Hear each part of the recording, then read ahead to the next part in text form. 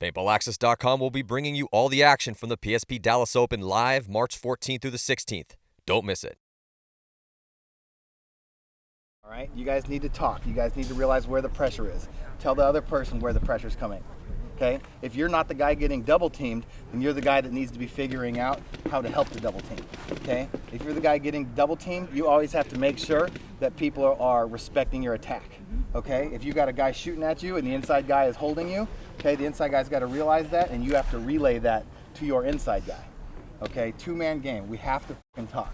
Okay? Work together. Shoot people on the break. This is Riverside, okay? This is Riverside layout. All right? We had our worst tournament ever over here. Okay? It's about shooting guys on the break, communicating, and making smart fills. Get in here. We come out here, we're going to have practice against these guys. Let's go hard. Okay? All right, let's have a good one. All right? Team on three. 1, 2, 3. Team!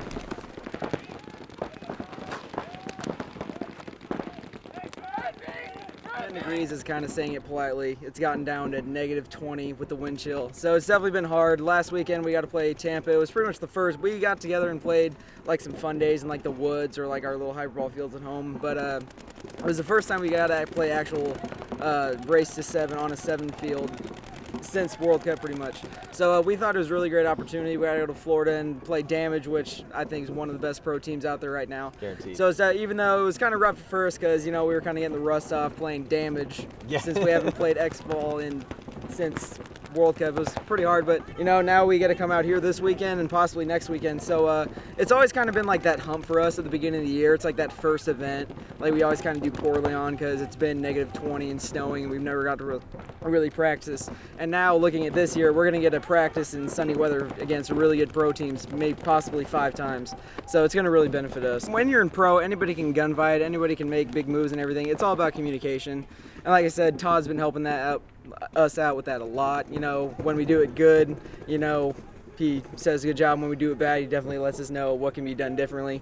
And I like it even when we do our winning points and we think we're doing well, he'll still focus on those little things that went wrong in those games that we even won.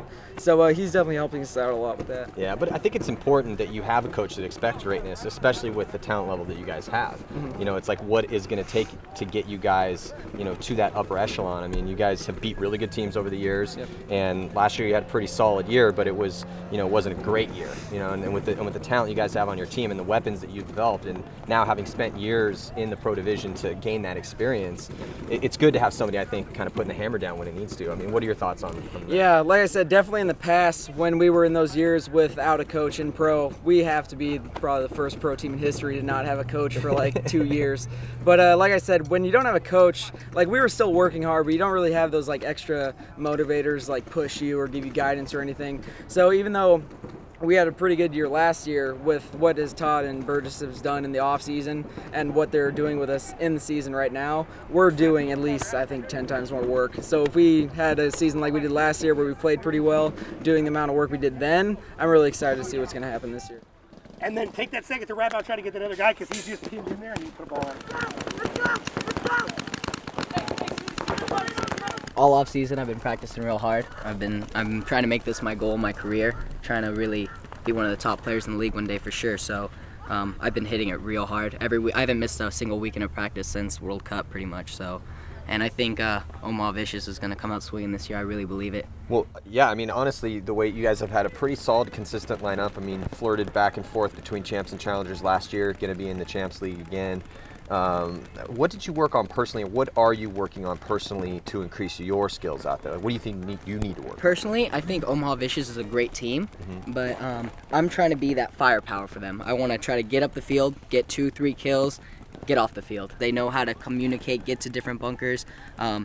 Not that I play individually, but I know how to, and I know how to get up the field and try to get my 2 or 3 kills, and I think that's the best way I can be effective for my team. Well, I would agree because you need to have weapons. Yes. And between you, Colby, Bortle, I mean, you guys have those those aggressive attackers that I think can combine with, you know, Hooker and Sherman and Parker, and you know, and I really think that they could have a good mix between, you know, that straight overhand right and then that carefully crafted, you know, attack as well too. Yeah, exactly. Having all parts of the game. Yeah, and so do you feel that you're going to be a little bit more snakes? I mean, you were kind of all over the place last year, but do you think I mean, I know it's kind of It's not first practice, but we're kind of getting into the Yeah. when these positions are going to be decided. What are you thinking? Honestly, for me personally, I think I'm gonna be still that same everywhere guy. Yeah. I still think Todd likes me for different parts of the field, and he really likes not just saying I'm a snake guy or you're a Dorito guy. He likes looking at the field. How do we win it? Where do we need to get to? And he puts me where I need to be. So every field could be different, but if I were to guess, I would say up the center, and whenever Shane's tired, get in the snake. And we lost Keith DeVitt to Houston Heat, so I don't know what our situation is, but there could be a good chance I play for front Dorito side too.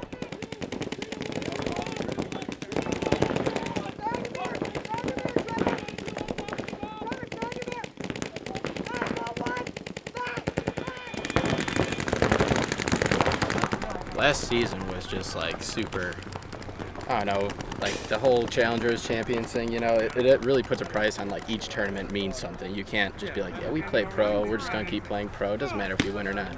Like anything I've ever done, I told Todd, I told everyone this, like everything I've ever done in life is I want to be the best at it. And like if I can't be the best at playing paintball, like that just pisses me off. So last season we went down to the Challengers division, you know, won. That's the first tournament I ever won ever in my life. D2, D3, anything like that. Really? Challengers, yeah. So like getting a win was good, but it didn't like, you know, fill the void of like getting a pro win. So this year I'm 100% focused on doing whatever I got to do to get that pro win. Like I don't think there's a single person out there that could do my job better than me. Love that. You know? So Love that. yeah. So I'm not really intimidated by anyone in the sport or anything. So I'm just gonna go out there and just continue to do my job. Like we know what it takes to win games. Like, you know, there's only so many things that could go on in a paintball game. You know, there's only so many spots. We know what's gonna happen. It's just we mess up and we lose focus and we don't do the little things. And that's what really Todd's been drilling in our heads. And I like someone yelling at us all the time, you know? Like when you're cool with just being mediocre, that's when you're just gonna suck. Yeah. So like when someone's screaming at you to take your game to the next level and stuff, and like really, competition is the best thing you can have. You know, if someone's challenging you, then we're just gonna get it, you know? So Todd yelling at me, like I've known Todd for so long, so whenever he yells at me, I try to listen, you know? I don't do everything right because, you know, I'm human, but I try to just get the little things done. Omaha! Hey, top! Omaha!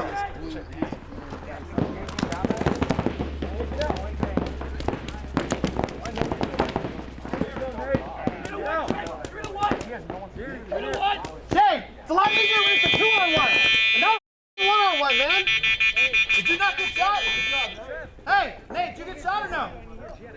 Hey, what the f***? It's a 2-on-1. You just shot 2 guys. Why would you not tell this guy it's a 3-on-1? It's a 3-on-2. Hey, everybody f***ing listen. One time I want people f***ing looking at me, because I don't think you motherfuckers listen. We got 2 bodies over here. They got 2 bodies. It's 1-on-1. You decide that it's better to look this way, and load your gun, and watch the guy fill to the corner. Actually, not watch the guy fill to the corner. Okay? You do all this extra work for nothing.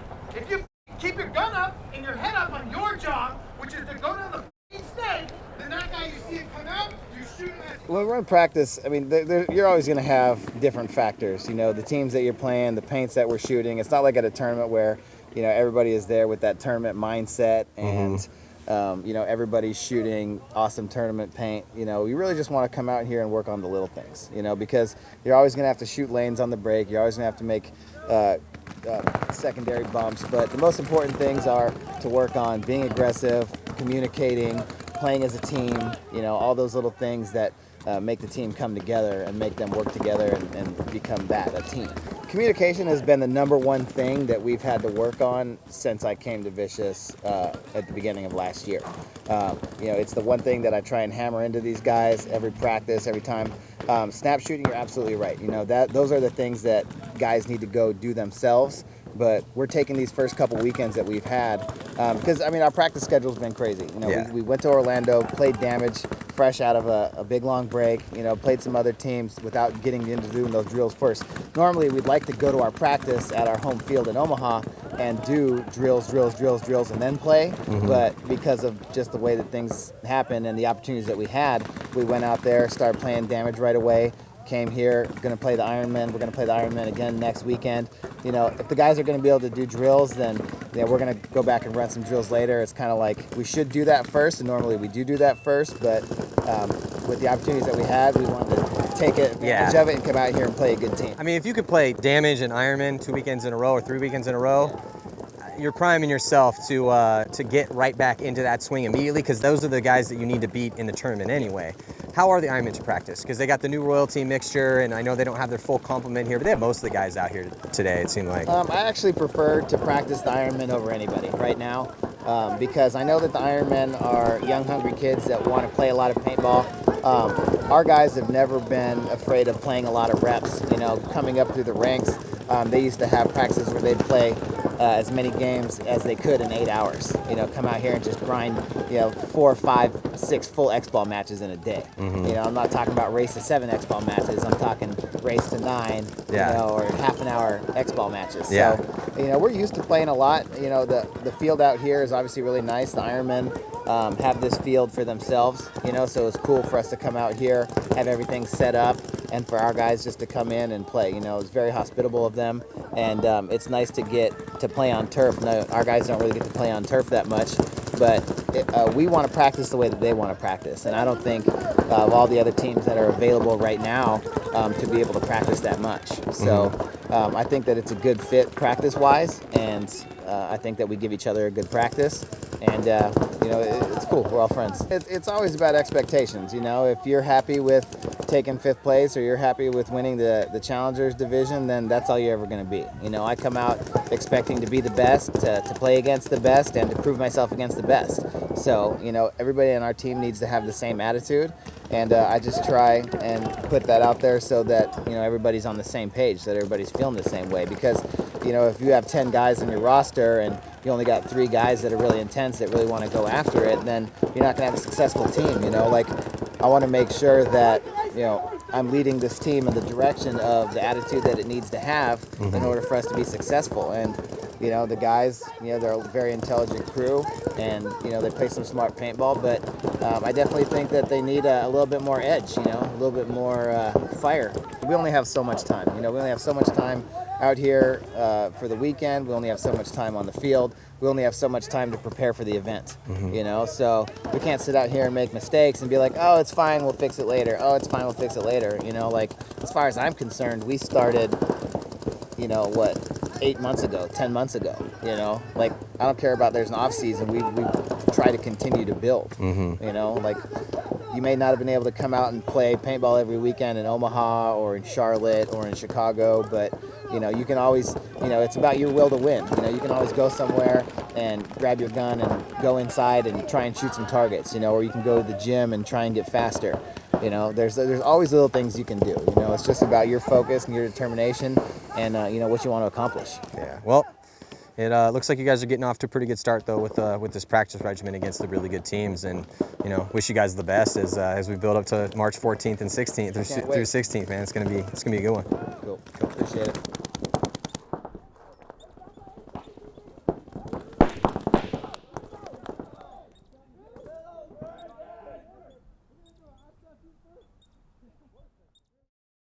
PaintballAccess.com will be bringing you all the action from the PSP Dallas Open live March 14th through the 16th.